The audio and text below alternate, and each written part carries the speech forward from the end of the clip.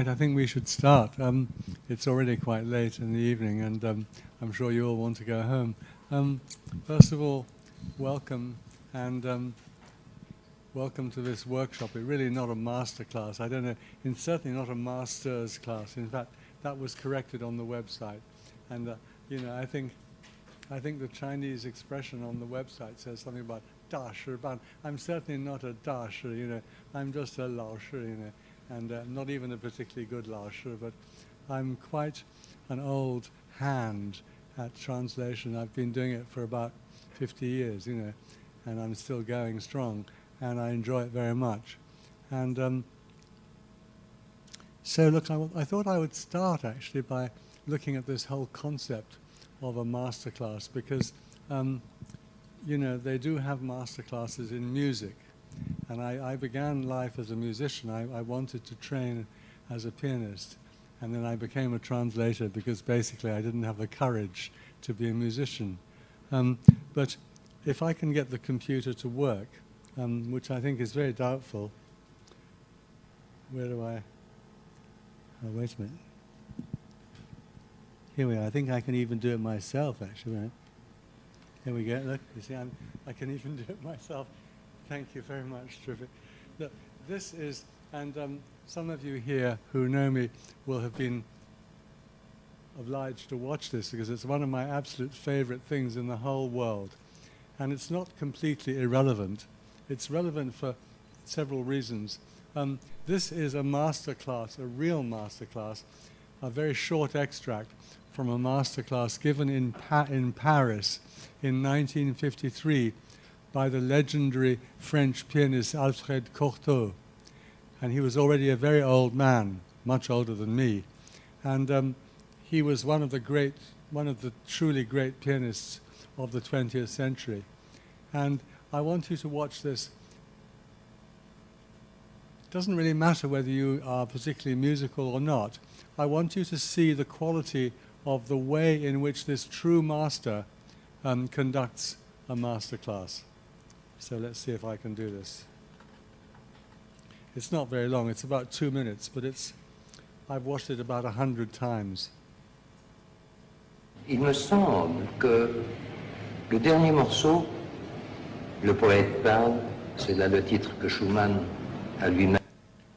By the way, the English subtitles, you can follow the English subtitle. It's about a very short piece written by Robert Schumann at the end of a series of short piano pieces called Kinderscenen, Scenes from Childhood. And the piece is called The Poet Speaks, Der Dichter spricht, and it's spricht. And it's one of the most intense short pieces of piano music ever written, but not very difficult technically, but in terms of interpretation and understanding and expression, it's extremely demanding. And this is the great master, Alfred Cortot, teaching a young lady. Ajouté à cette page immortelle, devrait être transposé sur un plan de rêverie plus intime, n'est-ce pas?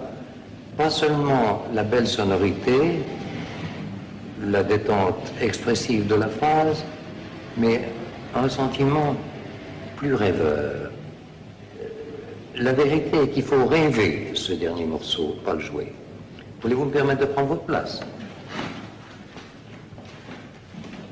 He's a true gentleman,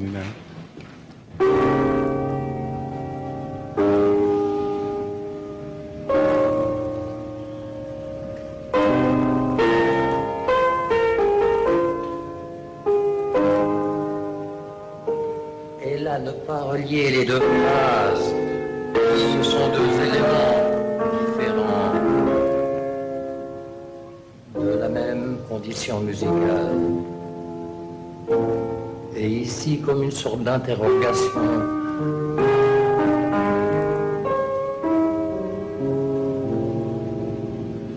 Et à nouveau l'autre, tendrement, interroger l'avenir.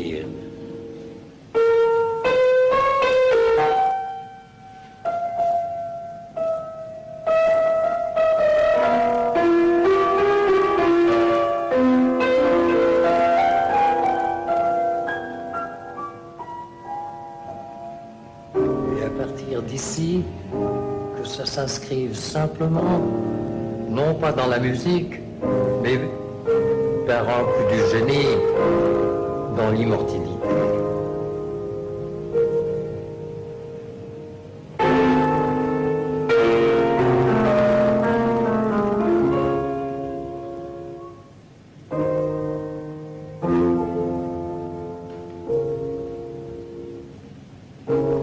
Et laisser s'évanouir les sonorités qui doivent disparaître, s'éteindre, et vous laisser simplement en présence d'un rêve qui se poursuit. I decided to show you this very short video because, you see, as we're going to discover when we look at the傅雷家书, this is a true master communicating to a student, not the technique. In fact, Corto plays quite badly. He makes several mistakes, and the quality of the recording is very poor. But what I want you to notice is the spirit of a true master, and he doesn't talk about technique at all, and he talks about the spirit of the music and what he calls the immortality of that spirit, and how you have to not play the music, but you have to dream it. You have to go beyond technique, which is exactly what傅雷is saying again and again and again in his letters. Now, first of all, I'd like to ask a simple question. How many of you have read the傅雷家书? Okay. You don't have to be ashamed if you haven't. It's quite difficult to read. And lots of people say they've read it, but they haven't. Or they've read the first 10 pages and the last 10 pages, but lots of it's quite boring, actually. Now, on the front page of your handout, I've listed down what I call a few preliminaries, because I think in this workshop, which is what it is, and not a masterclass, it's a workshop where we're just going to discuss a real translation project. I want to put the two questions which I always ask my students to put whenever I teach a workshop or whenever I supervise a student's translation. And that the two questions are, first of all, what kind of a text is it that we're translating? Terribly important, but you'll be surprised how often people don't bother to ask, is it a legal document? Is it a poem? Is it an opera libretto? Is it a political statement? What is it? So what kind of a text is it? The second question, the absolutely inescapable second question is, who are you translating it for? Are you translating it for a very practical purpose? For example, you know that 500 people are coming tonight. You've got to produce something quickly for the practical purposes of a meeting, for example. Or are you translating it in order to enable somebody else to go to a conference and give a presentation? Every translation takes place under different circumstances, and those circumstances govern the way in which it is executed. Now, as I said, this is not a masterclass. I'm just basically wanting to share with you my experience with this project, and I think that I'll try to answer these questions with your help.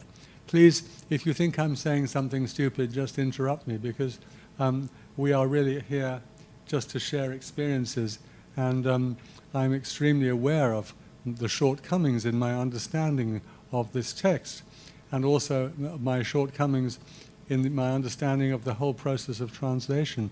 I'm still very much a student, even though I'm now retired. I am retired in order to begin all over again the process of learning, which is wonderful. I'm very happy to be at that point in my life.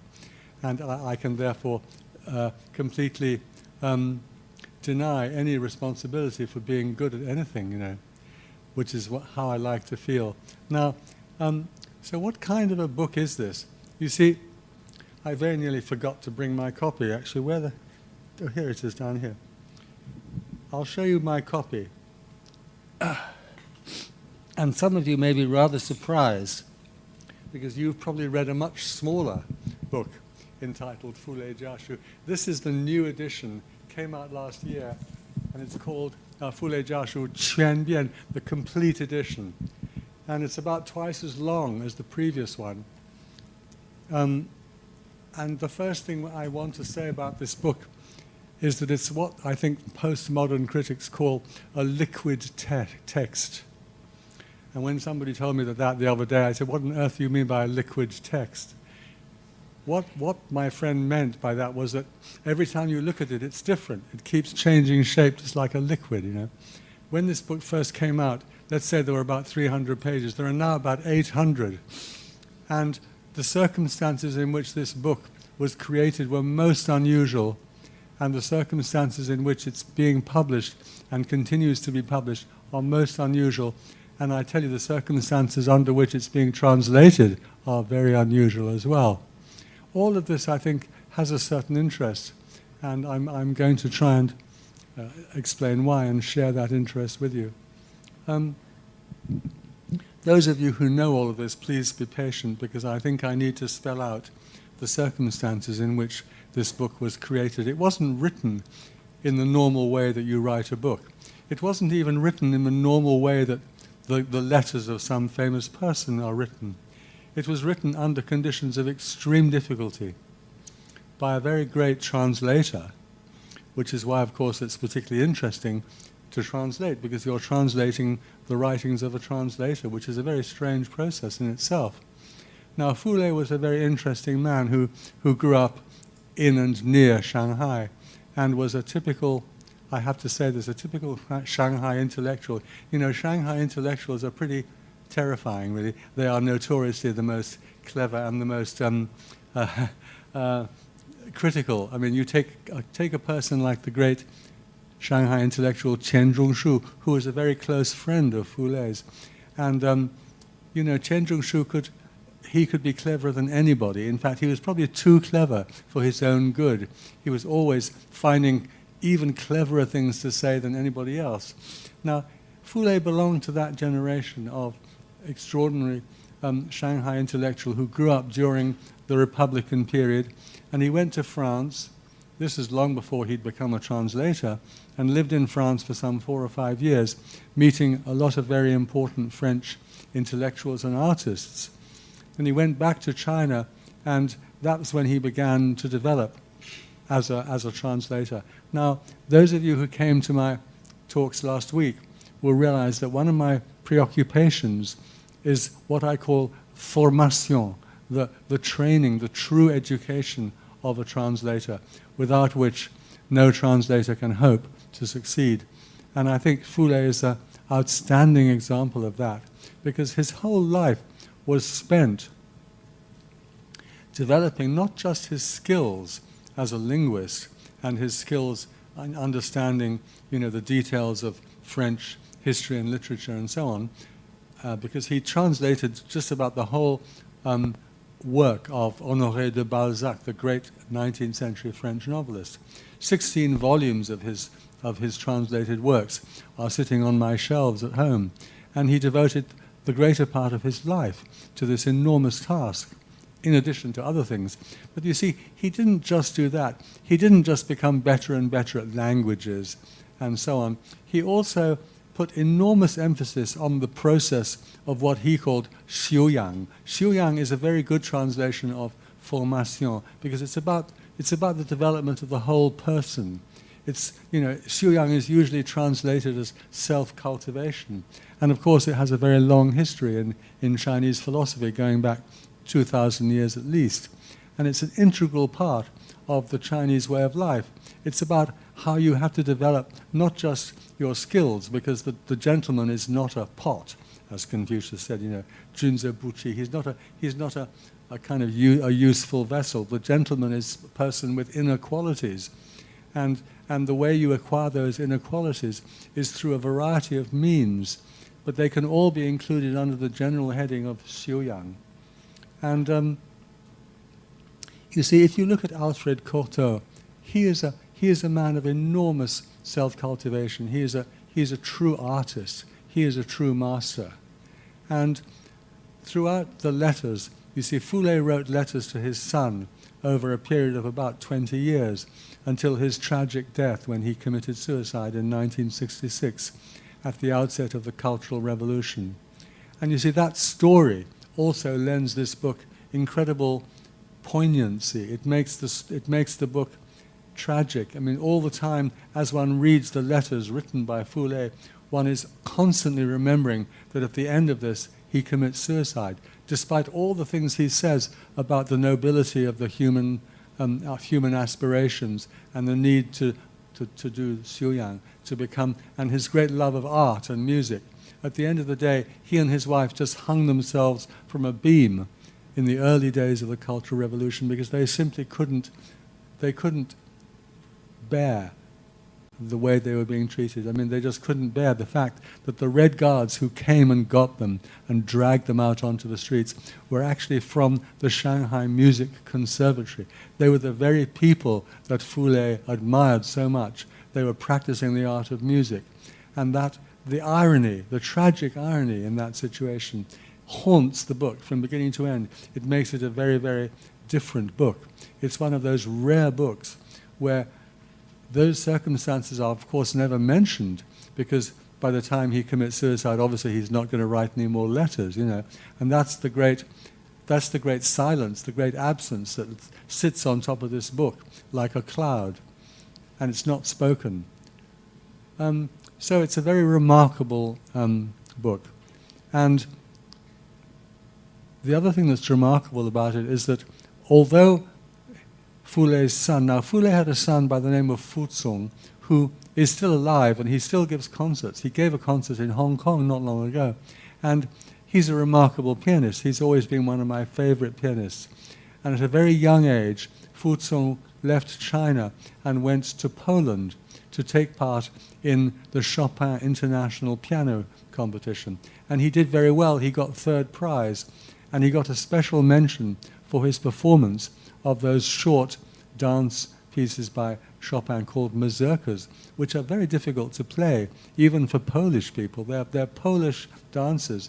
But Fu Tsung played them absolutely brilliantly, and he very quickly established a reputation for himself, and then he chose not to go back to China.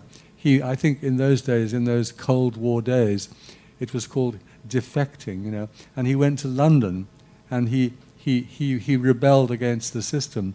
He didn't go back to China. He went for a life of freedom. He went to London. He ended up marrying the daughter of the famous violinist Yehudi Menuhin. Their marriage didn't last, but for a few years they were together and they had a child. And Fu Tsung developed a very, very prominent, his career was very successful. He became one of the world's most sought-after concert pianists, especially for his performance of Chopin, of the Polish composer Chopin. So these letters in the Fulé Jia Shu, they're all written to Fu Tsung. They're letters written by a father and a mother, because some 27 of them are written by Fulé's wife. And they're written to their son as he was growing up and as he went abroad and as he decided not to return. And the parents are trying to inculcate, trying to instill in their son some of the true values that they believed in, which can again be summarized in that single word, xiuyang. And it's a remarkable dialogue, because there are only a few letters that have survived that were sent by Fu Tsung back to his father. But it's a remarkable dialogue because they're talking about art, they're talking about music, they're talking about literature, and of course about translation, because that's what Fulé was. And so the range of subjects covered in these letters is quite wide. And I think I can identify from the very beginning for you what are the really serious problems confronting the translator. And they all stem from that very first question: what kind of a book is this? Because it's a book of letters which explore the meaning of life and art, and explore it in extremely difficult terms. in ways which present huge problems to the translator, because Fu Lei is bringing to this to these letters his entire knowledge of Western art, Western history, Western literature, but also his knowledge of Chinese art and Chinese poetry. And so the letters are full of references to quite, not always very well known, sometimes quite obscure Chinese writers or French writers or classical composers. And it's not surprising that this book, which has been around for some 30 years, has never been translated, because quite honestly, it's so difficult that most people would just take one look at it and run away, And so far, up until this day, the translation project that I've been working on is the only attempt that's been authorized by Fu Tsung, the son of Fu Lei, and his brother Fu Min. These two brothers have authorized the process. So I'm greatly honored to be part of this. So that's a little bit about the origins of the book and the nature of the text. It's a bunch of letters written in very peculiar circumstances between two very remarkable men, one of them a translator and the other a pianist. Now, I happen to be a pianist by preference, but I became a translator, so for me it's a very interesting dialogue. It's almost like I'm talking to myself in my sleep, And it's very interesting because all the things that Fu Lei speaks about, he can apply to music, even though he himself is not a musician. And the art of music and the art of translation are very closely related. So that's the kind of book it is. Let me say a little bit about how this translation evolved, because it's quite remarkable. I've been in touch with the brothers, Fu Tsung and Fu Min, for many years, and I was helping them a long time ago to commission a translation by a lady who subsequently fell very ill, so that came to an end. That project simply faded away.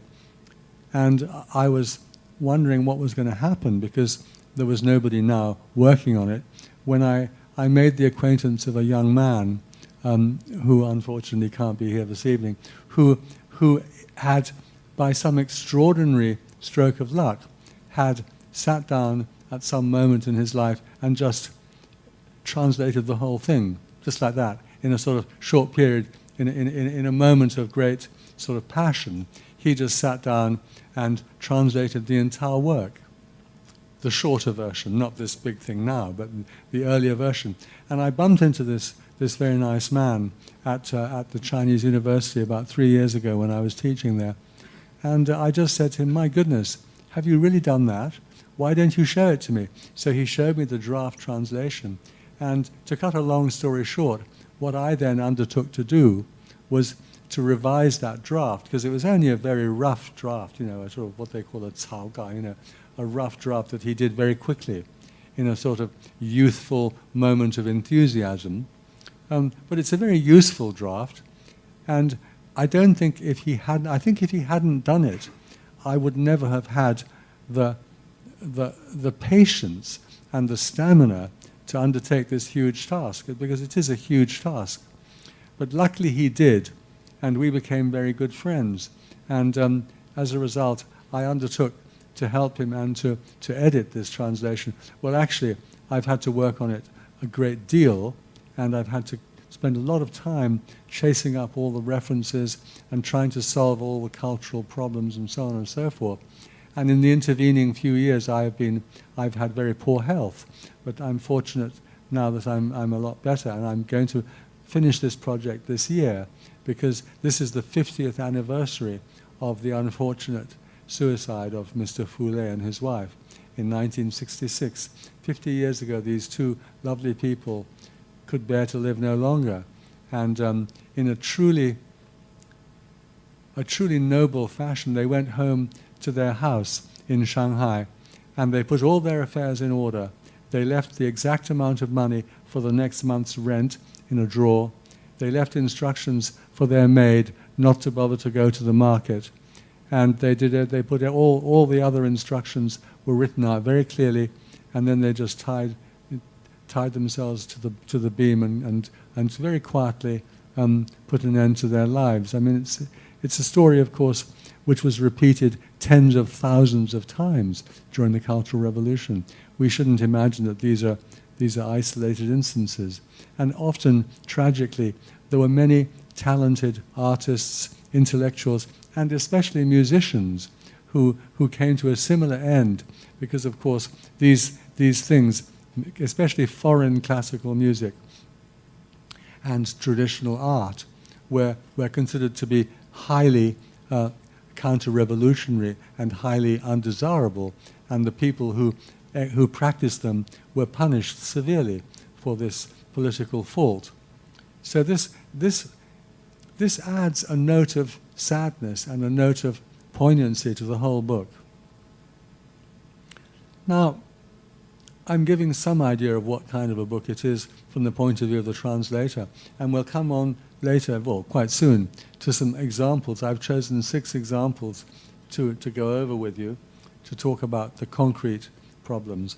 But I think the second question is also important, which is, who are we doing this for? Who do we have in mind? Because that will very much dominate the decisions one makes about how to translate. Are we translating for, an academic audience, for professors of music or professors of translation?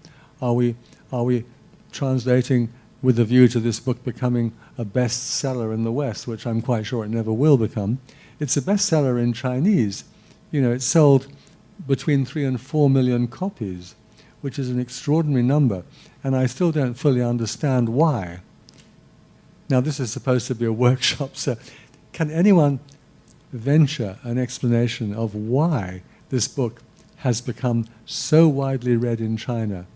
I've heard at least 10 different explanations, but anyone want to hazard a guess?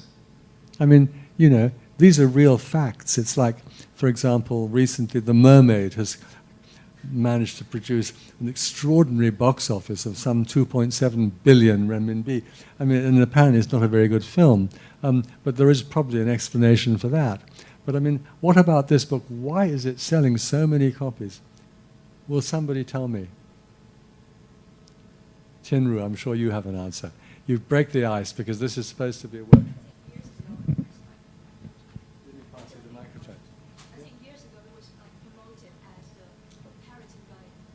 Oh, yes, that's true. That's absurd, isn't it? It's promoted as a kind of guide to parenting. You've only got to read it to realize it's not a very good guide to parenting at all. I mean, I think if Fulé had been my father, I would have had a very unhappy childhood. And, because he's a real tyrant, and he himself apologizes for being a bad father. So how you can regard this book as a textbook on parenting, I really don't know. Of course, there was a very intense relationship between Fulé and Fuzhong, but it's by no means a guide or a model for any normal family of life, I can assure you. But you're right, that's often the reason given. I don't believe it for a moment. I think it's a very bad guide to parenting. But still people buy it. Now, why do you think? There must be another reason.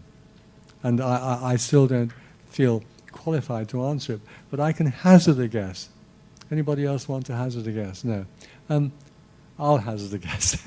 I'm sort of talking to myself, more or less. But you see, I think the reason is because, number one, there's this hidden agenda, this hidden subtext about the terrible tragedy of the Cultural Revolution. Even though it's not mentioned overtly, it's always there, and people reading this book, they're always thinking about that.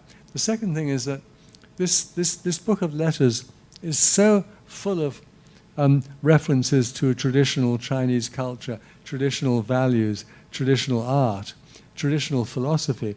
It's like a kind of last desperate cry before the storm of the Cultural Revolution broke out. It's a last cry for humanity, for some kind of humanistic approach to living, which was, of course, being trampled on by Mao Zedong and the whole regime. And it's almost a deliberate challenge to the party line on literature, art, and life itself, because he keeps coming back to the need for a spiritual for a spiritual life, not. In other words, he's more or less contradicting the famous Yan'an talks of Mao Zedong, where Mao said literature and art must serve the people, you know. He was pushing the Stalinist line. And Fulé stuck his neck out really, really very, very bravely and said that's nonsense, you know. Politics must not interfere with art, must not interfere with translation. We have to remember the true imperative, which is to develop ourselves and to become finer people. And we'll see a passage that I've chosen where he says the real challenge for any writer or artist or translator is first of all to be a human being, you know, to be a human being, and then you can go on to become an artist, you know. And that's one of his great beliefs, and it's one of the main things that he comes back to again and again and again. So I think we're starting to sort of put the thing into some perspective. And I can't stress that enough. I think that when translators, get stuck into a project, they too often just rush into it without thinking it through, you know. It's like you've got to be careful. You've got to be cautious. I mean, I have my own ways of being cautious. I usually consult the I Ching, you know, which gives me some good advice, you know. But I mean, I don't necessarily have to do that. We can also be quite sensible and normal about things, and just check out what it is. You know, is it a play? Is it a movie? Is it a whatever? What is it? And then remember, who are you doing it for? And my answer to that is very simple in this case. We're doing this book for the kind of people who would read a book about, for example, the Soviet Russian poet Mandelstam, a person who suffered enormously under the Stalin regime, or Pasternak, another famous Russian figure, or Solzhenitsyn. I think the kind of readers we're going to get will be those rather sort of broad-minded, intelligent lay readers who are interested in the soul of man under socialism and who are interested to see a different take on what it means to be an artist, what it means to be a pianist, and what it means to be a translator. Okay, well, I said this is not a master class, it's not, but I suppose I have spent a lot of time teaching translation for my sins, and I've written it down on the first page, I do have one golden rule for translators, which is just don't translate. And what I mean by that is, do translate, but don't just sit down and translate. But it's almost essential to read something. It almost doesn't matter what.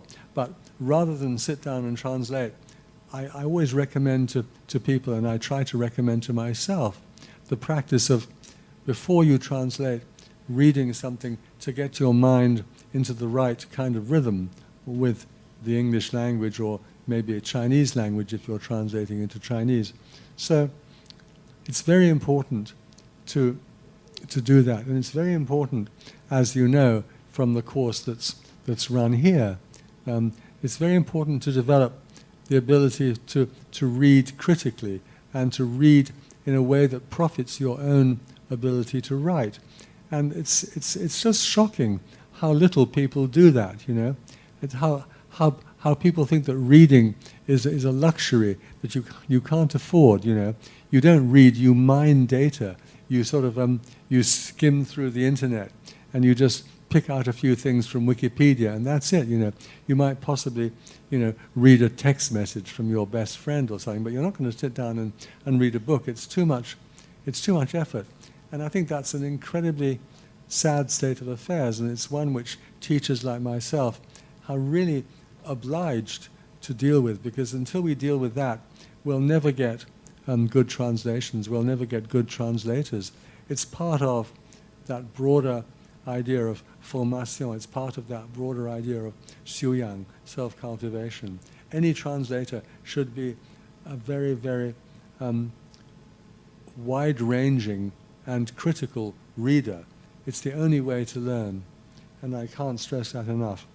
And each translator will develop their own way of reading critically. I mean, I just keep notebook after notebook after notebook in which I jot down expressions.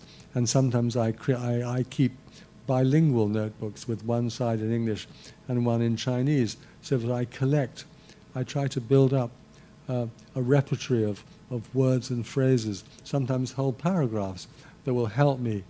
And I'll often go back and read through my notebooks and underline things and try to absorb them into my daily practice. This is perhaps the most useful thing that I can try to pass on to students, and that is to develop intensive and critical reading habits. They're terribly important. They are the nutrition. They're what going to feed into your ability to translate. There's no shortcut. And you see, I learnt this from my own teacher, David Hawkes, and he was a true master, and I was very lucky to be able just to be his apprentice for about 10 years and just sit at his feet, literally, and watch him do what he did. He didn't try to teach me, he never did, but he just did stuff, and I copied him, which is one of the oldest ways of learning, I mean, Chinese painters, they always start by learning how to copy, and they copy and copy and copy and copy, and once they've copied every single one of the great masters, then they're ready to be creative and to experiment with their own style. Well, you see, I think translators have to read and read and read, and practice and practice and practice, and then maybe, eventually they can establish their own way of translating, but it takes a very, very long time. Okay, let's look at some of these examples, because I'm in danger of burbling on. Have you all got a copy of this handout? There should be lots of them around. There are some on the front here which have not been taken. If over there you're short of a copy. I selected a number of passages going over the letters. I restricted myself to the first 200 pages. I mean, it's a very long book. And the first one, which I gave to you all, I had it sent out as a kind of handout ahead of time. I didn't really expect anybody to actually do any work on it, but has anybody spent time on it? Would anybody like to say anything about it, or shall we move on? Shall I carry on jabbering away? I mean, I think that this is supposed to be not just me talking, so please somebody be brave and speak out, or, I'm very bad. I was once taught a trick. You're supposed to say, "Oh, you raised your hand." No, don't worry. But that's a nasty trick that teachers play on their students. "Oh, you raised your hand?" No, you see that? And then people hide behind their hand out, you see. Okay, well, look. I seem to be obliged to carry on. Whoever interrupts me I'll be grateful to them for the rest of my life. Now, this first section on the bottom of page 1 goes over onto page 2. It's a very typical section in the letters, and you can see why nobody wanted to translate this wretched book, because it's such hard work. I mean, basically, he says, "My boy." He's always calling him, "孩子," this, And I mean, you've got to find a way of saying that. You can't just say "child." I mean, I think the kind of thing that a father would say to his son is something like "my boy" or "my son" or something like that. Anyway, he's always saying, "My son, you need to read the following books," and then he gives him a long list of books to read. Now, how on earth are you going to deal with that? How do you make that work for your English reader who probably knows nothing about Chinese literature, who's never read a single Chinese poem, who's interested in this book because it's about a writer under communism, and suddenly there's a whole paragraph saying you really must read this book and that book with a commentary by this person and that person. So what are you going to do? And frankly, I don't have a miraculous solution. It's hard work, Even if you take this paragraph where he starts off by talking about, he's got these Sanchu from the Yuan dynasty, and he's sending his son all these books of poems with commentaries. I mean, it's hard work. And the point is, you've got to try and make it intelligible, but you've also got to try and go one stage further. And you've got to imagine not just that you're Fulé educating his son, but you're actually Fulé educating his Western reader. Because in fact, that's what translations are all about. They're about reincarnations. And in this case, if we assume that some Western readers are going to actually read this book, we're going to have to educate them. And we're going to have to do it in a friendly way. So it's a matter of creating a style of commentary or footnote that will actually not be absolutely unbearable for the Western reader. So I've had to spend hours dealing with this kind of stuff so that the reader can come to this passage and think, oh my goodness, here's a man telling his son about all sorts of interesting books, and wow, I ought to read that one. And I see he's mentioned a translation of it, so I'm going to I end up putting in all sorts of extra stuff, which no doubt will be, I will no doubt be attacked by critics. I seem to be in danger at the moment of being attacked by everybody, which is, it's supposed, I think in my profession, which I've now retired from, it's called having an impact, That's when everybody talks about you on the internet, which unfortunately they seem to be doing an awful lot of at the moment. And I'm being attacked for all kinds of things. But for example, I'm being attacked for making Pu Songling's Liao Zhai stories enjoyable. Apparently that's a bad thing to do, That means I'm pandering to the consumerist tastes of the Western public. Whatever you do, you're never going to get it right, And in this case, I want to try to make this bit of the letter enjoyable for the reader so that they'll come away thinking, oh my goodness, I ought to go and read some of that poetry from the Yuan dynasty, or I ought to go and read, the Shi Shuo Xinyu. I mean, the Shi Shuo Xinyu was one of Fulé's favorite books. Probably most of you haven't read it. I happen to have read it because I had to study it at university. It's a wonderful book.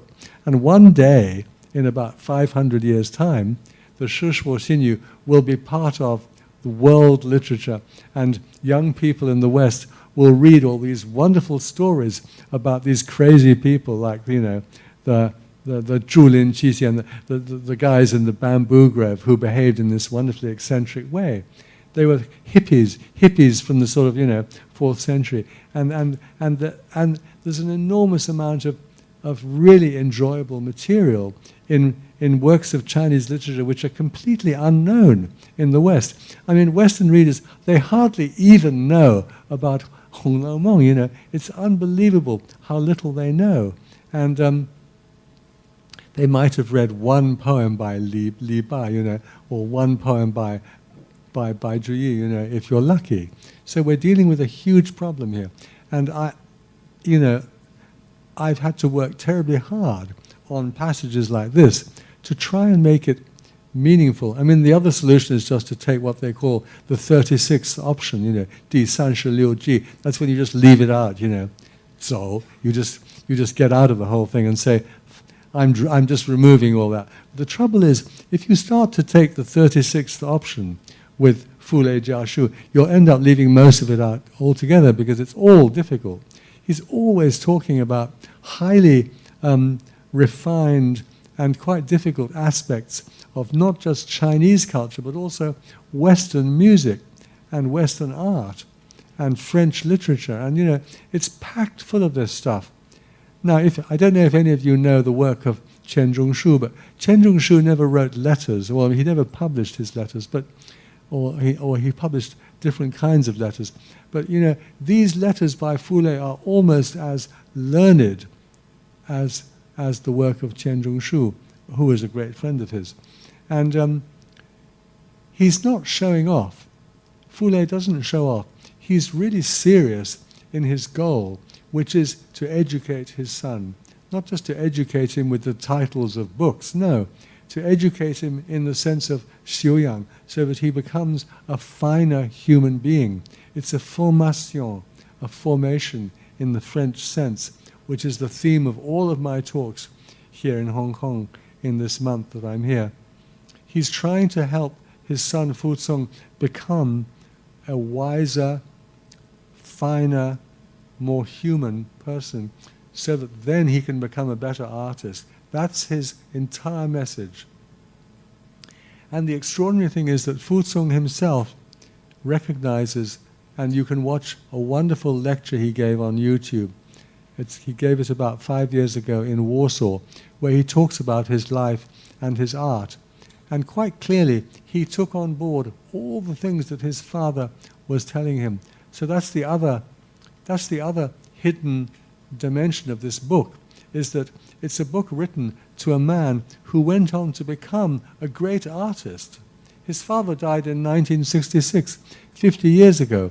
But in the 50 years after that, Fu Zong went from height to height. He became a better and better pianist. He's one of the great pianists of the second half of the 20th century. And he's still alive and playing today. And he's a very fine, he is an example, a true example of xiuyang, of the formation of a great pianist who's absorbed the lessons of his own native Chinese culture, but who has gone on to apply those lessons to the performance of Western music, because he doesn't play Chinese music.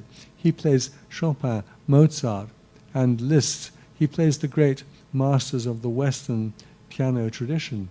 And that's what makes it so fascinating, that a Chinese pianist can truly connect with the great art of Western music.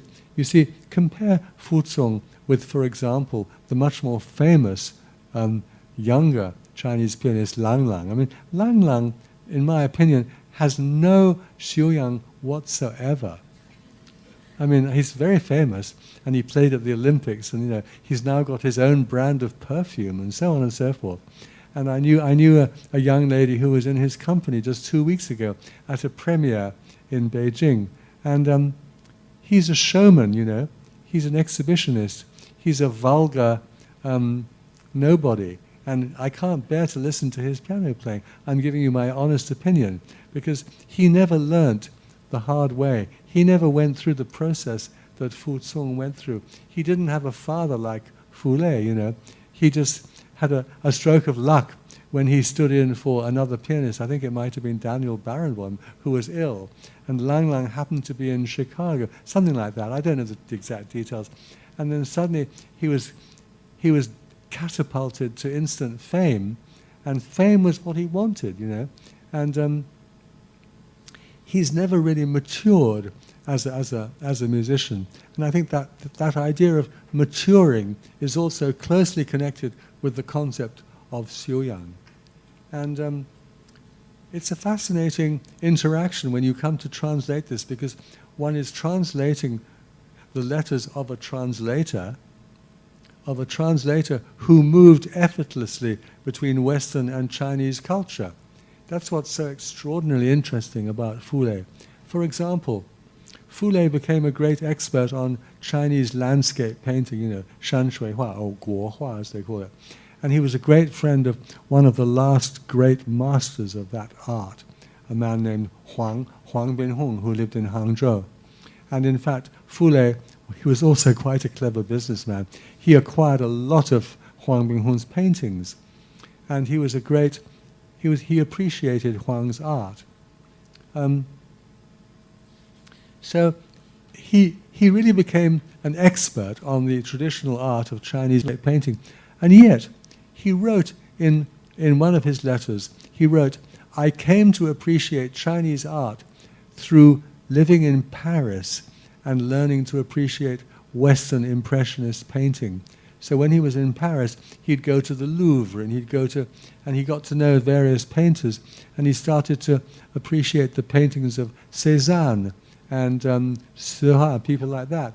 And it was when he went back to China, having learnt to appreciate Western art, that he started to discover Chinese art. So he was a truly universal man. He was somebody for whom the barrier between Chinese culture and Western culture didn't exist. He could move effortlessly between the two. And you see that what's so extraordinary about this book is that Fu Zong was exactly the same. He was a young Chinese boy who was very gifted at the piano, and he ended up becoming a supreme performer of Western music. And yet his inspiration, as he says himself in one of his letters, his inspiration is Chinese. He was constantly being inspired by reading Chinese poetry. And, you know, he would more or less say, I mean, I'm not quoting him now, but he could easily have said, it was reading a poem by Li Bai that enabled me to play a Chopin mazurka. Now, you see, things like that are really quite inspiring for any translator, because a translator, by definition, is moving between the two worlds. So I spent 15 years of my life working on the last 40 chapters of Hong Lao Meng. And, you know, when you try to deal with a work like that, and you try to put it into English, that's exactly what you're doing. You're moving between those two worlds the whole time. And it's quite a demanding process, especially if you're dealing with true art, because true art has a language of its own. And that's another thing that I'm going to come on to later, is that Fu Lei uses the traditional language of Chinese aesthetics and Chinese philosophy when he's talking about how Fu Zong ought to develop, how he ought to experience Xiu Yang. He uses a lot of terms taken from traditional Chinese art and poetry and literary theory. Now, if you look at the last paragraph on page 1, you see that Fu Lei mentions this work called Ren Jian Ci Hua by the great Wang Kuo-wei. And some of you may know this work. It's a superb, a very short but very brilliant little book about Ci poetry, you know, written by Wang Kuo-wei, who of course himself committed suicide in 1927 as a protest against the terrible state of the Chinese nation at the time. He was a very conservative man who basically supported the Manchu cause and was opposed to the May the 4th movement, for example. And he was an old traditionalist. And interestingly enough, Fu Lei actually says, you see, if you read this, that book by Wang Kuo-wei, the Ren Jian Ci Hua, is probably the greatest work ever written about Chinese literature. By saying that, he's being very daring, because, of course, Wang Kuo-wei was not approved of by the communist regime. And he goes on in this paragraph to mention somebody else, a man by the name of Yu Pingbo. Yu Pingbo was a great authority on Hong Lao Meng and on Song Ci, and he got into serious trouble in the early 1950s. Now, I want to get down to a very precise problem in this translation, which is one line from the bottom when it says Yu Pingbo 大吃生活之计. Now, you know, the draft translation which I was working on had no idea what this meant. And I didn't know what it meant, and none of my sources, but I can see smiles on the faces of two people here who are both from Shanghai, so I think they know what it means. And I did what translators have to do sometimes, which is I picked up the phone and I called various friends, and I called one friend of mine who happens to have a very close friend in Shanghai. And one of my friends, whose Chinese is absolutely brilliant, far better than mine, he said, John, I don't really know what this means, but I think I have a feeling it's a Shanghai expression. So he called his friend in Shanghai, and of course it is. And it's very, very clever, and because actually, and I mean, correct me if I'm wrong, the people I know who are from Shanghai, because what this friend of a friend in Shanghai said was that you say this 大智生活 if, for example, you're getting a really good thrashing from your father, you know, you're having a really hard time, right? I'm seeing nodding heads, okay, good. Because, you know, you have to rely on your informants. And so what it means is you're having a good beating from your dad, you know.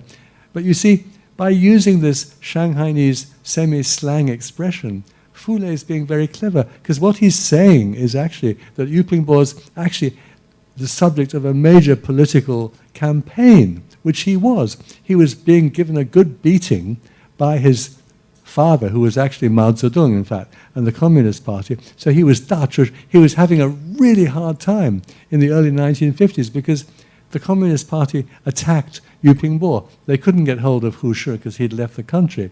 So they just took Yu Pingbo instead.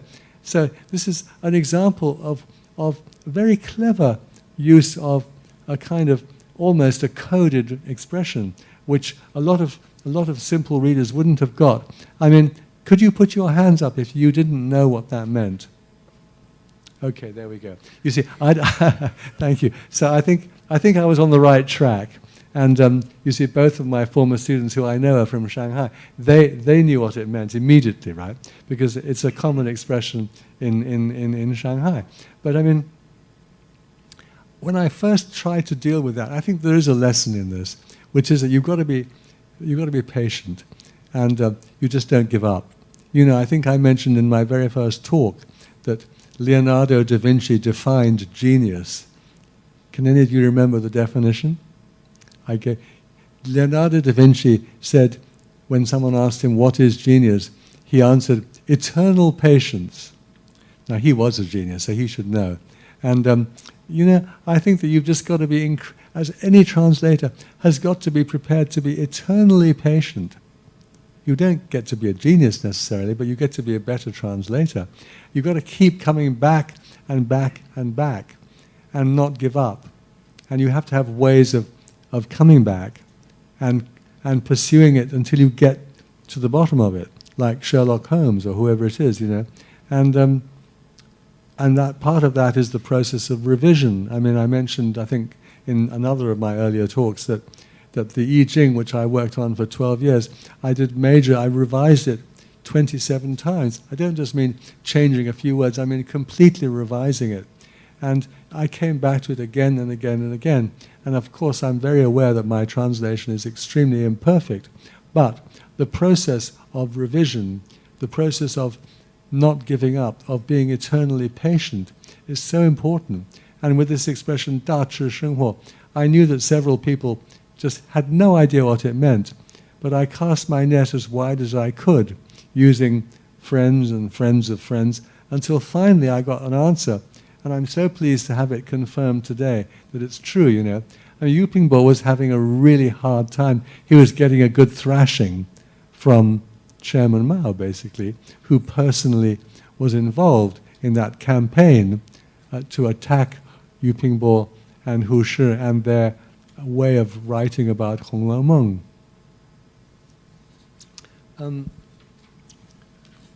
I think you're beginning to see, perhaps, how difficult this book is. If you turn over the page, you see, this is where Fu Lei actually says, you see, in the first two lines, you know, that ever since in the history of Chinese literature, the Renjian Cihua is the very best, 最好的文学批评. It's the finest work of literary criticism ever written, you know. That's a very bold statement because it's certainly not serving the people. I mean, Wang Guowei was a reactionary. He was notorious. And for Fu Lei's always sticking his neck out and taking a stand, you know, and talking about things like, in the very next sentence, he talks about Xingling, you know, and he talks about how this book, Renjian Cihua, is a golden key, you know. These are the thoughts of a truly reactionary person, you know, a man after my own heart, somebody who believes in traditional values and who believes in the eternal patience that will allow you to develop your inner resources. That's the formation, that's the xiuyang, that we have to be willing to take that on board. Otherwise we'll never get better. And then he goes on to say in line 4, he has this word, you see. 最重要的是通. Now that word 通, you know, I mean, it says everything. And when I was translating that, I mean, I'm afraid the draft translation was no good. I was trying to think, what does 通 really mean? Now, I haven't given you the translation. I thought that would be just too cheap to hand. Anyway, I'm not allowed to do that by the brothers Fu. So I haven't given you my translations, but I've got them tucked away here. I know how I translated it. Anybody got a suggestion as to how you would translate 通 here? 最重要就是通. And that's part of the same message of Xiuyang, of it. Yes. Connect. That's a very good suggestion. I love the word connection in terms of tung, because tung means to go through something until you get to the bottom of it until you make a connection. And the famous English writer E.M. Forster once wrote at the beginning of one of his novels, only connect, connect, just connect. That's the most important thing in life, is to connect. I think it's a very important part of Tung. Yes, thank you very much. Anyone else got any suggestions about that? What are you connecting with, you see? That's what interests me. I think that in addition to the idea of connecting, and of course, when you join the dots, connecting, when you start to connect one thing to another, you start to think laterally, you start to make connections. That's what a translator does all the time. You make connections between something Chinese and something English, or something French and something Chinese. You start to see connections because you're interested in the universal human spirit. If you remember, that was something which came up often. People said that about James Legge, that he was searching for the universal Chinese mind. He was trying to make that connection between Kongzi and Jesus Christ, for example. He was looking for values that connected China and the world. And translators are always searching for that connection. But I also think that Tung has also got that idea of connecting and arriving at a deeper level of meaning. Because you connect through, you make a passageway through words until you arrive at, till you make a connection with a deeper level of meaning. So I think it's also got the idea of depth, although of course the word depth is not there in the Chinese, but I think that it's implied. And then if you go down a bit further in this first passage,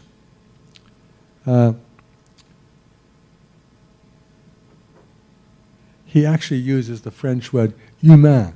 He actually says, 丁要进是 humain 法文字. The French word humain is so important, which is the English word human, which just means 人. And you have to learn to develop your human qualities to their greatest possible potential, you see. And it's no good becoming some expert, mo mo mo mo jia yi qian. You've got to 先要学做人. And you see, this is such a wonderful continuation of the perennial Chinese philosophy. If you go to the great late Ming philosopher, Li Zhuowu, he put it so simply. He said the great challenge of philosophy, the great challenge of the process of xiuyang is 成一个人, to become a person, to become a true human being. And this is the ultimate goal of all Chinese philosophy, whether it's Taoist, Confucian, Buddhist, whatever, is to become a better human being.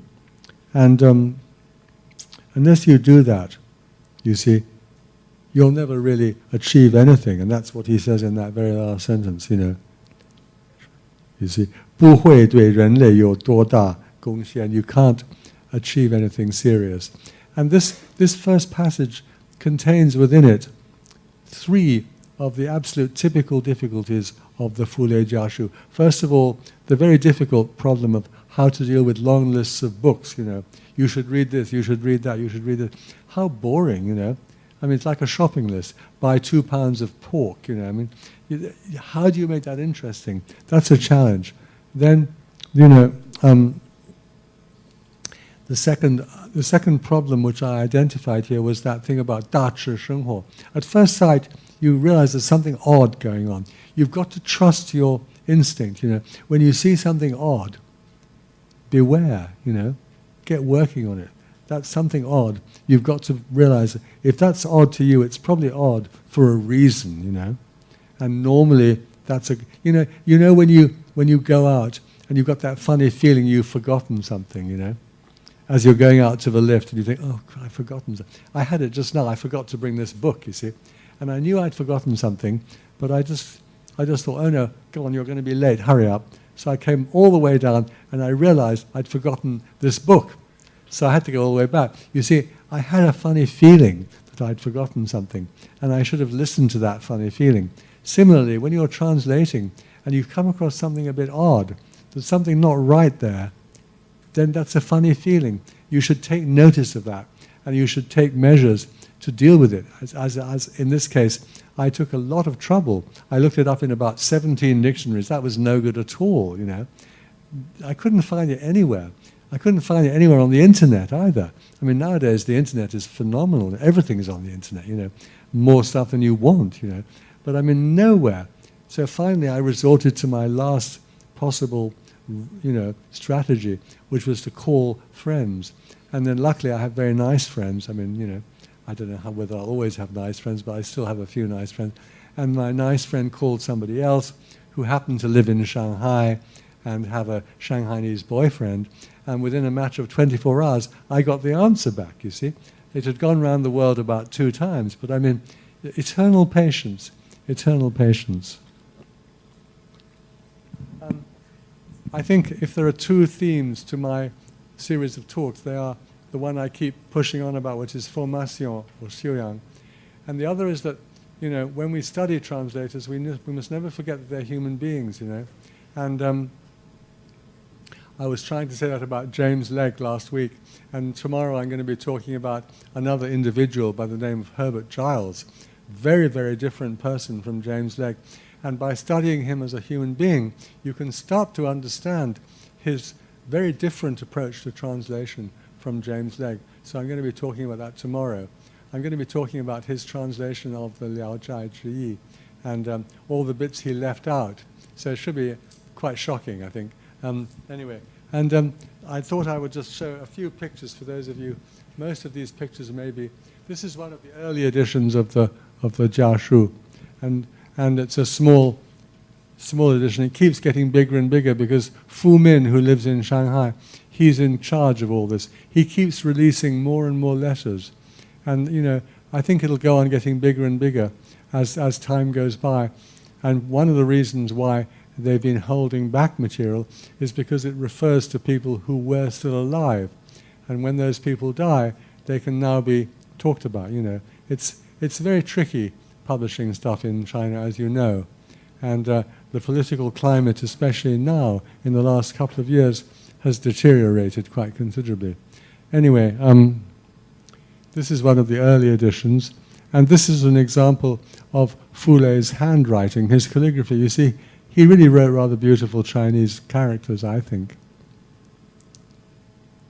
This is the young Fu Lei, you know, typical Chinese intellectual, you know, of that time, you know, of the same era as like Xu Zhimo, people like that, with those kind of glasses and the kind of moist eyes, you know. I mean, he was such a romantic, you know. It's very interesting because a recent book has been written about Fu Lei, which I was asked to review by the publisher, Brill. Brill are one of the leading European publishers on China. And it's a new book about Fu Lei, which reveals all kinds of hitherto unknown things about his life, especially when he went to France, he was a very romantic young man, and he kept falling in love.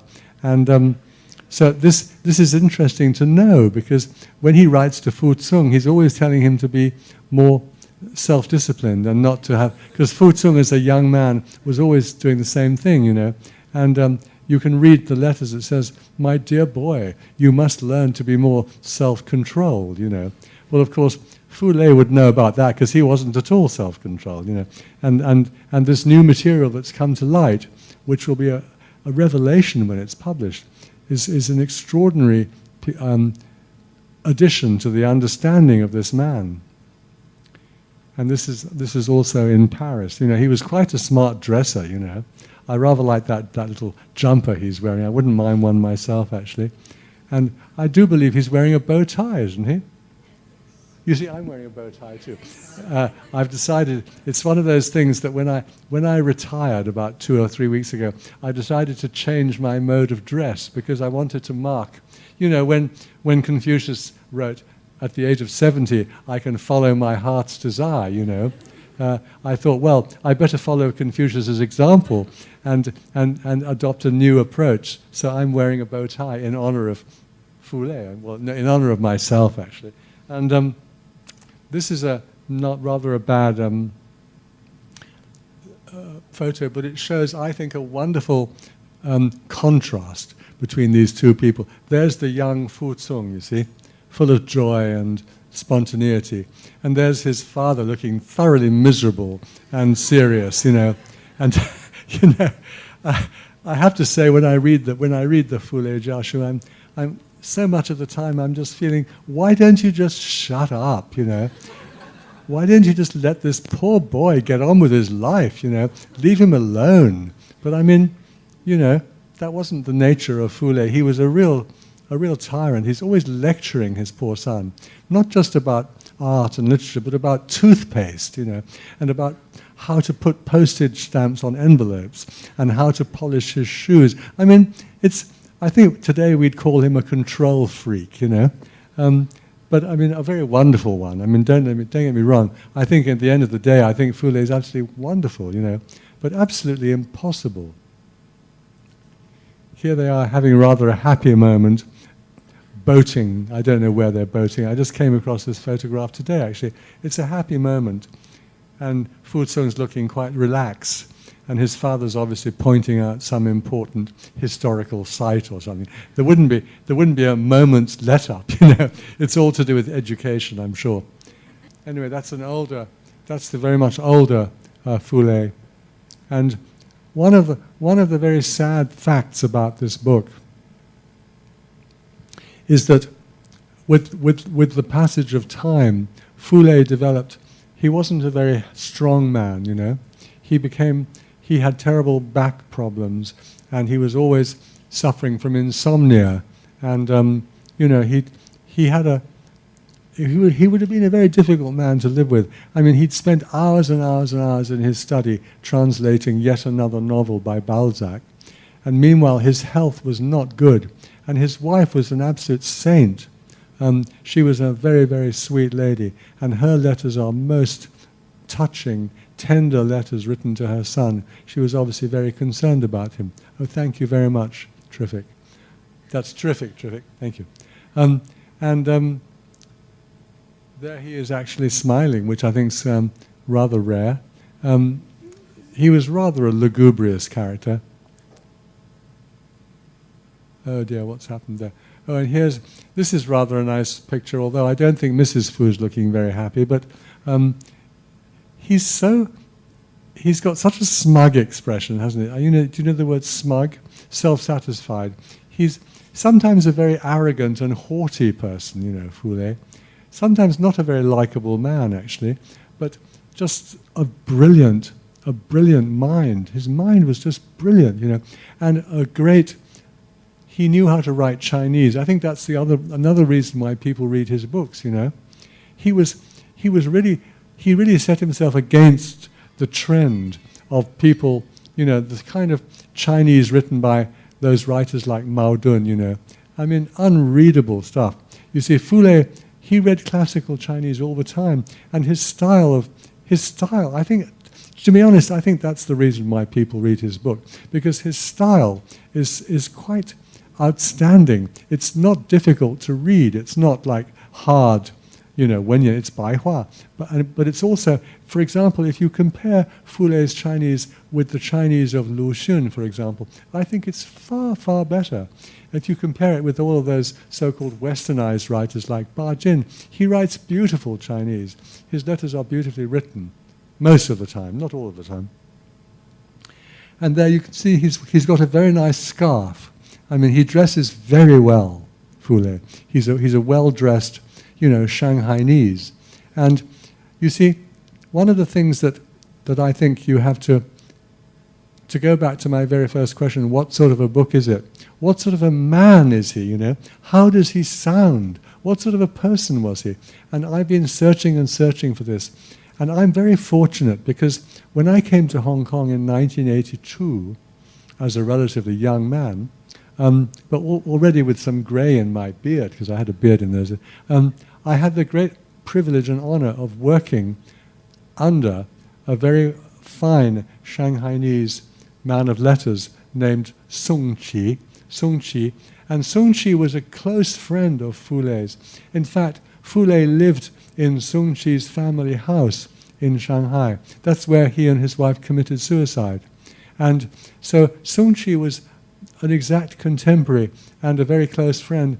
So sometimes when I'm hearing Fu Lei, I'm thinking about Sung Chi because he's a very, very similar kind of person, a brilliant mind, very, very Shanghainese. I mean, to his dying day, Sung Chi was only comfortable speaking Shanghai Hua. He spoke the most awful Cantonese. I mean, I could hear our colleagues literally wincing when he tried to speak Cantonese because it was so awful, you know.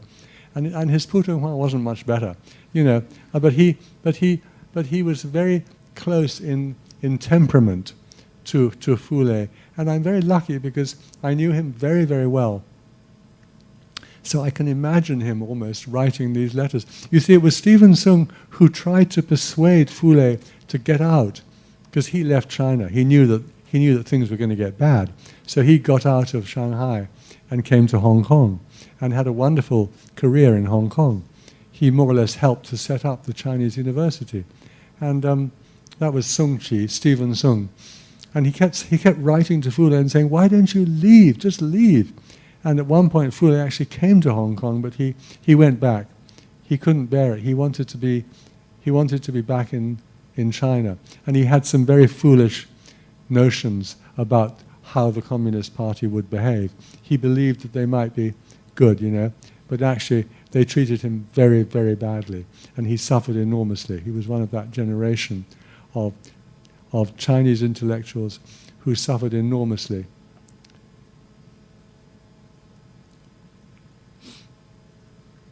You know, he was an upper class Shanghai intellectual, and he really did 大吃生活, you know.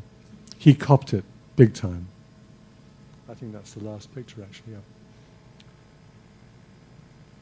Yeah. I just wanted to show a few pictures to show the human face. I mean, there are lots more pictures, and but I wasn't today going to do a sort of PowerPoint. Just wanted to show one or two pictures. Okay. Let's go on to the second example. At the beginning of the Jiashu, there are actually 6 letters written by Fu Sung to his parents. And, you know, that's all that survived, because I guess, I don't know the true facts, but I would imagine that when the Fu Lei and his wife, when they received letters from Fu Sung from abroad, they probably destroyed them because they would be evidence of, you know, probably, you know, connections with foreigners and so on and so forth. So there really are only 6 letters from Fu Sung at the beginning of the Jiashu. And this one, I've given quite a long extract because I wanted to show you the difficulties. It's a very special difficulty with the Jiashu, because both Fu Lei and Fu Sung, but especially Fu Sung, they use an awful lot of English and French. And often they get it wrong, you know. They use English in a rather sort of, sometimes misspelling words, sometimes bad grammar. And what do, you know? And when I was going over this, I'm very fortunate to have an extremely hard-working and conscientious editor in the form of my daughter, Laura. She's now working with me on this project. Before her, it was my wife, but my wife unfortunately passed away. And so my daughter has taken over the job of editor. And in this case, because she doesn't know Chinese, and nor did my wife, their job is to keep me under control, really, to manage me, and to make sure I do things on time, and I don't lose files and things, because I'm an extremely disorganized worker. And when I discussed with my daughter how to deal with this problem of English used by Fu Sung and Fu Lei, she, being a very methodical person, said, "I think, Dad, we've got to tell every time, we have to tell the reader with a footnote that it's English in the original." So I started doing that because I'm quite an obedient father. But after a while, I just thought this is absolutely impossible, because it's on every page, you know, footnote in English. I mean, it's so boring. I mean, you know, I don't want the thing to be boring. So in the end, what I did was a sort of compromise, you know. I mean, translation is very much the art of the possible, and you often have to do things which are not perfect, because, you know, you can't get everything right all the time. I mean, my great mentor and teacher, David Hawkes, I remember once discussing something with him, and he just said, "Oh, this is so difficult. We'll just have to fudge it." Now, to fudge something is a bit like 打折生活. It's a slang expression. When you fudge something, it means you basically fake it, you know. You do something that you know isn't quite right, but you sort of cover it up, you know, because you can't get it quite right, so you fudge it, you know. Now, if he says he had to fudge it, I mean, if he can do it, then so can I, because he was the best there is, you know. So sometimes you just have to sort of make do with second best, or have a compromise, or fudge it. Now, in the case of this problem with English, I decided to do something like this, which is to say early on, oh, that in this letter there are many expressions such as da da da da, which Fuzhong uses, in which Fuzhong uses English, and then just give up, because it's just too boring to footnote every single, you know. If you look at this passage, there's so much English in the Chinese. And for example, you see in lines 4 and 5, reach them much deeper than some of the most sophisticated audiences. It should be plural, but it's not. In the original, it's a singular, you see, because he wasn't being careful, and there's lots of things like that. So that's a kind of problem. But a more difficult problem is that sometimes Fuzhong's ideas are extremely subtle, and he's just improvising as he goes along. This whole section is actually quite hard to understand when he starts talking about the horizontal and vertical outlooks, and how Bach, Beethoven, and Brahms achieved this summit of depth. I mean, you see, because Fuzhong is not a writer, he's a pianist, and it's sometimes very hard to actually understand what he's trying to say. I mean, I think he knows what he's saying, and he's saying something very interesting. In fact, his 6 letters are extremely interesting. I wish there were far more, but there aren't. In the third extract I've chosen here, I put it there simply because it's one of the key passages where Fulei talks about Xiuyang, you see. First of all, he says, "Hao Haizi, my boy, I really must." This is such a wonderful. It's one of those rare times when he says, "I really must praise you." Normally, he's just attacking him and criticizing him, saying, "You really must work harder. You really must send your laundry more often to the Lord. You know, you must do this, you must do that." But here he actually says, "I really must praise you." You know, and when I look back to 1951, you know, when you came back from Kunming. At that time, you were just sort of halfway up the hill, you know. And I hope now you'll be able to, and this is the key thing, I hope you'll be able to 注意整个的修养. You'll really just focus on your formation, your 修养, and then you'll reach the heights, you see. That's his message again and again and again. And in my translation, in my edited version of this translation, I have actually, for example, following up on my earlier thing about making things intelligible and enjoyable, I've written a very long footnote about Xiuyang and about the whole tradition of Chinese philosophy and the whole emphasis on cultivation or self-cultivation throughout Chinese history, because I think the Western reader wants to know about that. And in a funny way, I think sometimes the footnotes become more interesting and more enjoyable than the letters themselves. And I'm not bothered about that. I don't mind. I mean, I'm trying to do a favor to this author because I don't want his readers to get bored. And this is where this guy who attacked me on the internet said I'm a consumerist translator, pandering to the decadent pleasures of the Western readership. I mean, okay, fine. I plead guilty, you know. Take me away and crucify me. I want my readers to enjoy what they're reading, you know. And if I want to enjoy what I'm doing too. What's wrong with that, you know? What's wrong with having having some pleasure. I really don't see that that's a crime, you know. But unfortunately, this particular professor wrote about a 10-page attack on me for being a consumerist, and that's fine. I'm happy to be a consumerist, if that means that my readers are going to enjoy what they're getting. And I'm sure that Fulé would be quite grateful. So sometimes you just have to take considerable freedom. I'm all in favor of freedom, you know, if it's in a good cause. And you have to just let yourself expand something. And also, you know, I've decided after a lot of thought and discussion with the Fu brothers that sometimes I have to do the opposite and simply remove large quantities of stuff because it's simply not interesting, you know. I think that's where the author, that's where the translator can play the double role of editor in this case, because this is a liquid text, as I said earlier on. The Fulé家书 is changing all the time. They keep adding more and more stuff, and then, you know, I think that with this new incarnation as an English book, for the English reader, I need to exercise considerable discretion, because I want the reader to carry on to the end.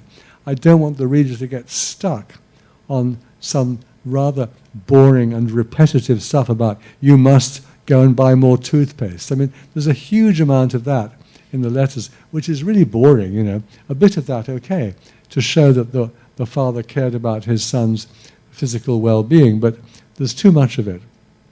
Maybe the Chinese readers are more tolerant. Okay, the fourth section is somewhat different, because this is one of those rare passages where Fulé confesses to his son that he's really not very happy with his translation. He says, these last few days I've started to look at Voltaire. See? Fouardot is Voltaire. And he talks about Voltaire's style, and then he says, I really don't think I'm quite up to it, you know. 觉得没能力表达出来. I don't have the ability to actually convey his style, that 风格, you know. And then he talks about, you see, he refers to Qian Bomu. Qian Bomu is Qian Zhongshu and Qian Zhongshu's wife, Yang Jiang, you see. Both, and Yang Jiang was a very fine translator. She translated Cervantes, you know, Don Quixote. And she was a great stylist. So Fulé is here paying tribute to their superior stylistic acumen. And he says, my style is just too dreary, you know, too dull. It's too sort of solid, you know, 太是. It's not sufficiently magical, you know, not sufficiently, you know, witty, not sufficiently naughty and witty, and not sufficiently qing. Now, qingling, you see, is an expression that goes right back to the oldest texts about Chinese poetry and prose. It's a quality, especially that word ling, you know, it's a quality that requires a certain degree of annotation, I think, because it's very much a word connected with traditional Chinese aesthetics, and that's what Fulé was using as his yardstick. I think the fifth example is really more one I chose, because in this example he really starts to talk about the importance of maturation, of becoming mature, you see. And he says how Fu Tsung matured relatively early because of his experiences, but he needs to continue to do so. And I just put that in really because it's so characteristic of Fulé's philosophy and his psychology, and you can see why he got into so much trouble, you know, why he really did 大智生活, because he was saying things that were kind of, you know, let us pause for a minute here and imagine what China would have been like if the Chinese Communist Party had not won the Civil War, and if in 1949, instead of Mao Zedong standing on Tiananmen Gate, it had been, the man that the Americans call cash my check, Chiang Kai-shek. I mean, and if the kind of traditional values in literature and culture had survived unscathed in China like they have done in Taiwan, then this kind of writing that Fu Lei wrote, that would have been the norm, you see. That would have been how people wrote, just as it is in Taiwan today and has been ever since 1949, because there really was no need for the state to destroy culture the way it did. And I think again, I come back to this thought. I think the reason why Chinese readers find this book so irresistible is because it's one of the very few examples of a writer just obstinately pursuing his own path. This is how I'm going to become a better translator. This is how I'm going to become a better writer. This is how I'm going to become a better calligrapher, not by serving the people, but by absolutely sticking to my principles and by preserving the traditional values of the Chinese Wenren, That's what he was. He was a traditional Chinese Wenren. And I think when people read these letters, what they're thinking in their minds is, oh my goodness, at least one person, stood up for that. One person refused to give in, I mean, he tried to compromise with the various state organizations and the party, but never with much success. What he had to say just simply didn't fit in to the Maoist doctrine of literature and art. And I think that, basically, that's the great attraction of this book, is that it's an individual resolutely sticking to his beliefs about literature and writing. I think I've almost run out of steam, actually. What's happening up here? My goodness. That's wonderful. How does that happen? Terrific. Did you do this? Terrific. It's terrific anyway. I like it very much. Don't stop it. It's terrific. It's a spontaneous eruption of something, of some kind of new artistic form. I should try and do this every time. Bubbles, it's wonderful. It's bubbly. And the very last section, and I've really run out of ideas, I think. The last section is one where, again, he doubts himself. He says, have you seen my translation of Le Colonel Jabert? This is one of Balzac's novels. And which part do you like best, And what do you think of my... He's actually asking Fu Tsung what he thinks of his translation, That's a rare moment, because actually, most of the time, Fu Lei once said, it's my job to talk and it's your job to listen, That's the kind of... That's not really called dialogue, That's called lecturing his son. But here he's actually asking, 你对我的译文有什么意见? And then he just says, he says how unhappy he is with his own development as a translator. He's confiding in his son. It's quite touching, And I like this little bit. Well, I think I'm going to draw to a close, because I could go on, as those of you who know me will realize, I could go on for a very long time, but it's nearly 10 to 8. So I'm going to stop and just ask you if you have any questions you want to ask me. And if not, then I think I need to go and have a stiff drink. Yeah. Okay. Anybody got any questions? Yes. I think it came to my notice just now that you used the system of Wei Zhao's romanization in romanizing the word Fu Lei and Fu Cong. No, I didn't actually. I tell you what, that's a French system. And you see, Fu Lei went to live in France, and he's a very clever man, and he decided for the rest of his life to use the French spelling of his name, which is F-O-U, because that word in French means mad, And he thought it was silly of me, sorry. He thought it was a nice play on words. So he always called himself Monsieur Fou, which means the mad guy, you see. And then Fu Tsung inherited that, So they always write it F-O-U. It's not actually Wei Zhao's. Wei Zhao's would in fact be F-U. It's not pinyin, it's not Wei Zhao's. It's the French system.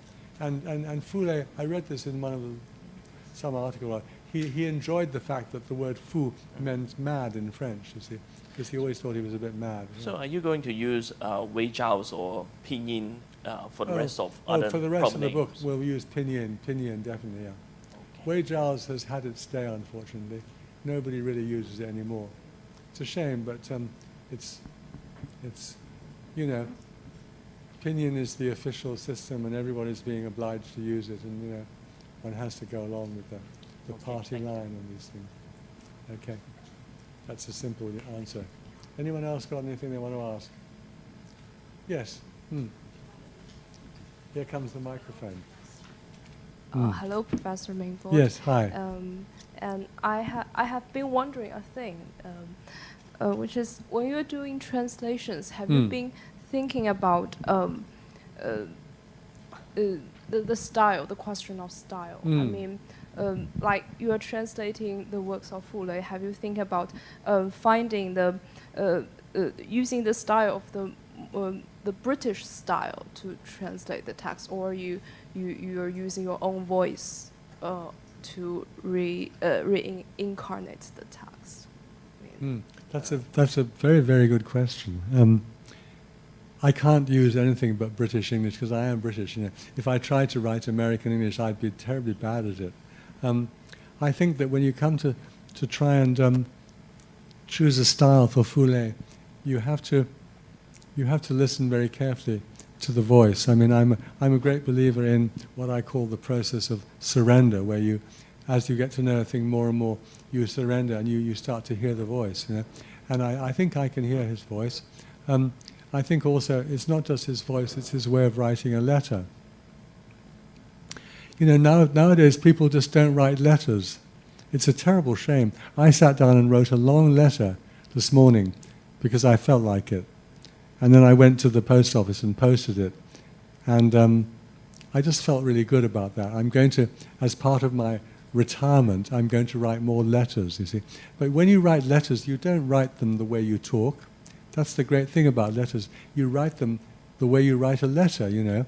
I've got boxes and boxes of letters that I wrote to my mother, which she kept, bless her heart, you know. And I've started to look at them, and I realized that from a very young age, I wrote letters in a quite different way from the way I talked. So that's the first thing. Fu Lei had a definite letter-writing style, you know, and it's the style of a Wenren, you know, he's very much a literary person. However, he also is quite informal at times, you know. He's quite chatty sometimes.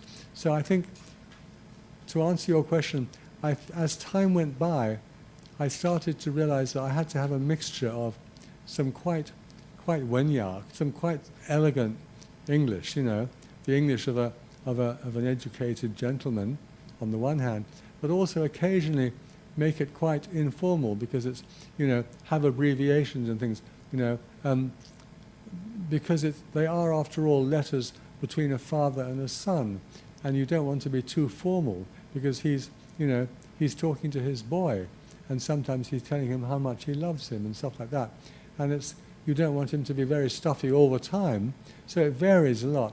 Sometimes he is quite stuffy, you know, he's quite pompous, he's quite annoying, you know, in his style, and sometimes he's just very affectionate and rather natural, you know. So I think that's normal, you know, in letters. People sort of vary a lot, you know.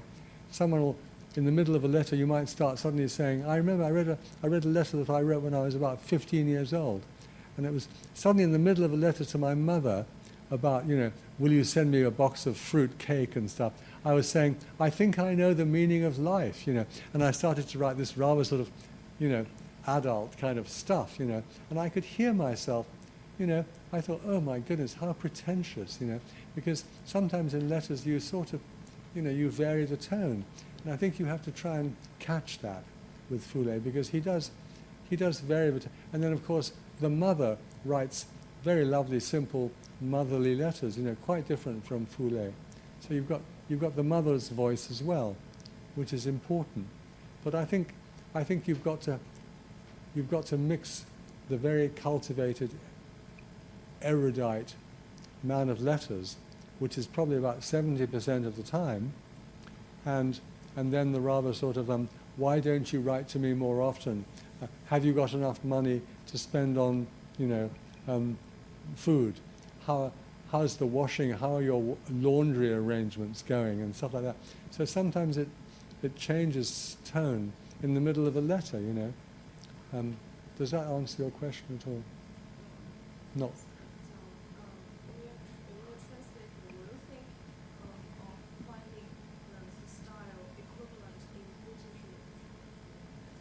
Well, yeah. Did I find a style and equivalent? I mean, I think one's always doing that. I mean, I'm always reading things in the hope that they'll help me find the right English style. But you see, I don't know, did you ever watch a TV series called Civilization by Kenneth Clark, done for the BBC? I think it's an extraordinary series of about 20 TV programs about the history of art. And Kenneth Clark was one of those very, very well-educated English men of letters who, it was published as a book. It's been translated into Chinese, And I think that if I was to try and find an equivalent for Fulé when he's talking about culture and literature, I would point to somebody like that generation. Kenneth Clark, you see, 1960s, a very well-educated English man of letters, yeah. I can think of several other. But for example, I wouldn't go to the letters of D.H. Lawrence because he's a quite different type of person altogether. But there are lots of people like Kenneth Clark. I mean, the British produce a great deal of literature in the form of letters, and it's really worth reading, actually, yeah. I spend an awful lot of time reading English literature, to try and help with precisely the kind of thing you're talking about, yeah. How are we doing? Almost finished? Anybody else got any pressing, burning questions they want to raise? Yes. Chenru, yes. Professor Minford, I want to say something about the example number 2. You're talking about a hybrid cultural language. Oh, yeah. You said you want to make compromise when it comes to the instances when Fu Cong used English in his Chinese letters. But I think sometimes there are differences between, sometimes you use English because it quickly comes to your mind because you're in that sort of environment. But sometimes it's because what he's trying to say, he cannot find the right words in Chinese because he was actually doing some sort of abstract philosophical thinking or some kind of comparison, like comparative sort of thinking. So he couldn't think of the right words to express, so he used English. So do you want to differentiate these kind of instances? So I just want to know this. Well, I think it's a very intelligent remark. And of course, Fu Cong was living in London. He was using English more and more. He was married to an English-speaking woman. He mixed in very high society circles in London because of Yehudi Menuhin being his father-in-law. And he would have started to think more and more in English.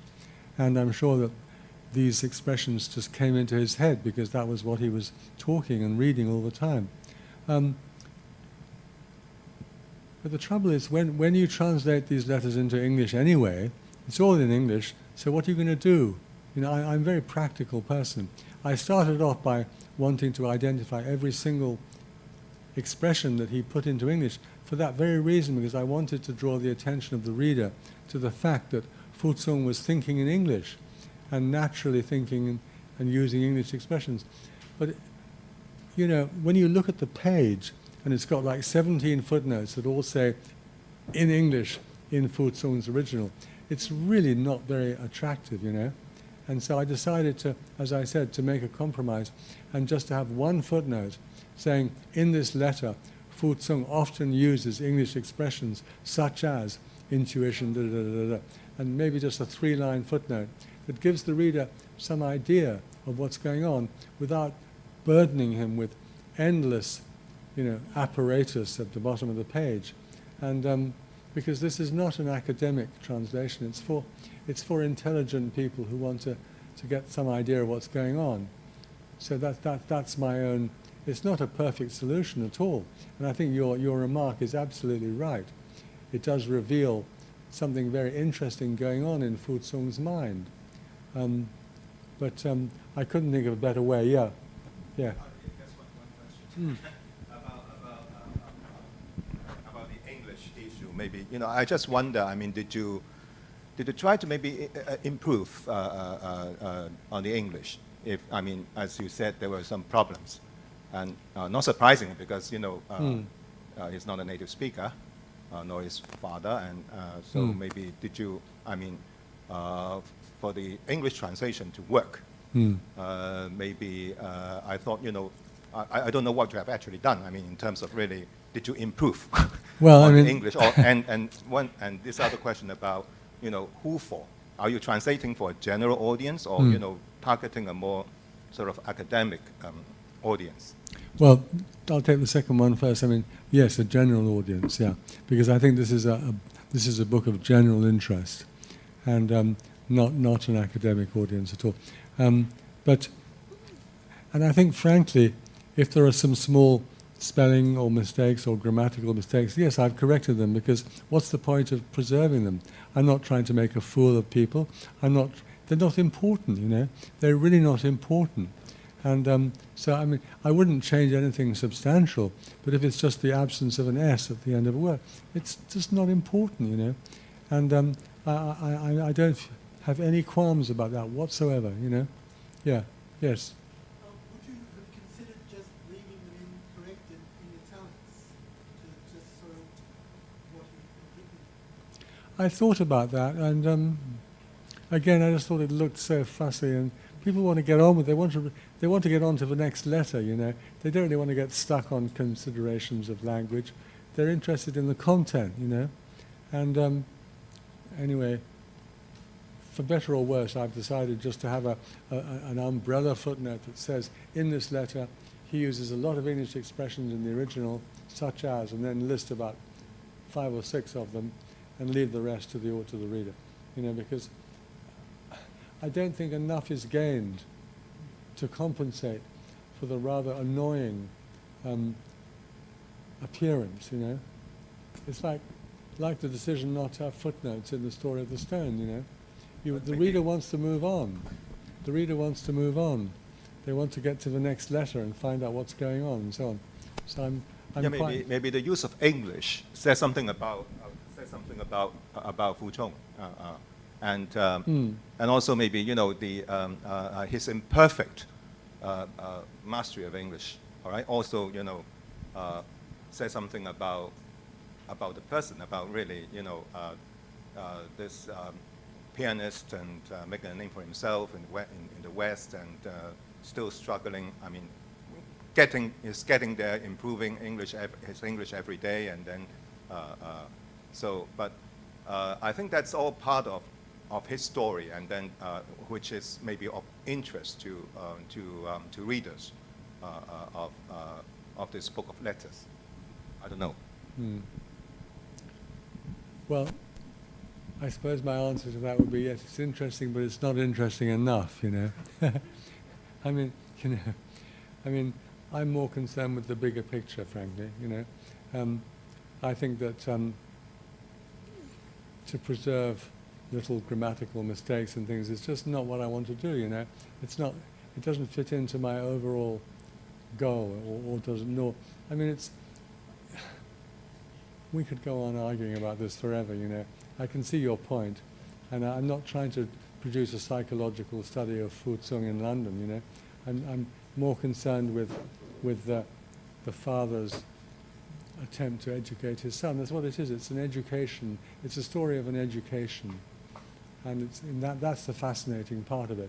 And whether or not you spell a word right is kind of minor significance in that bigger picture. That's my view, anyway. Yeah. Okay. Yes, one more. Yeah.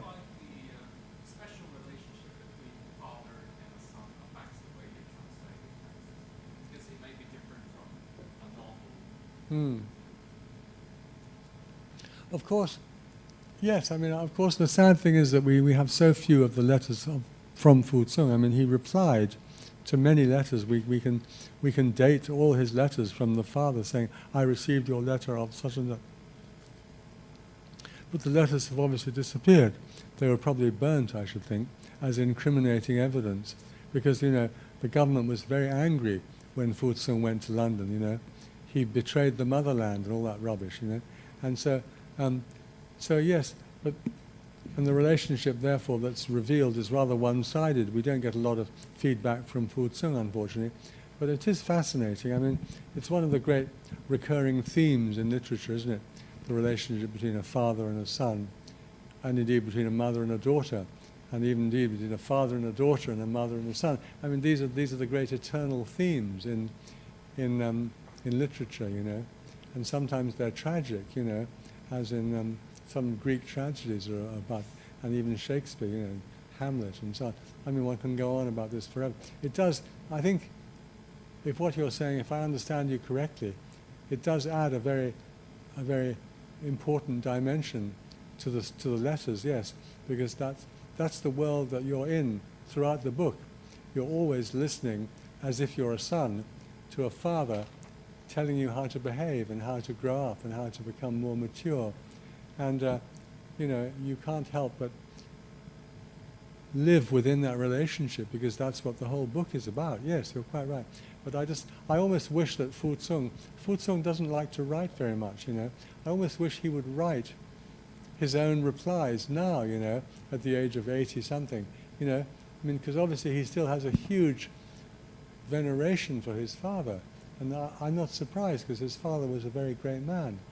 But I would just so love to hear his replies, But instead, the only thing I can do is to listen to Fu Tsung playing Chopin, That's a kind of reply, And it's a kind of gratitude as well, because he's so aware of how much he learnt from his father, And sadly, his father didn't live, beyond 1966.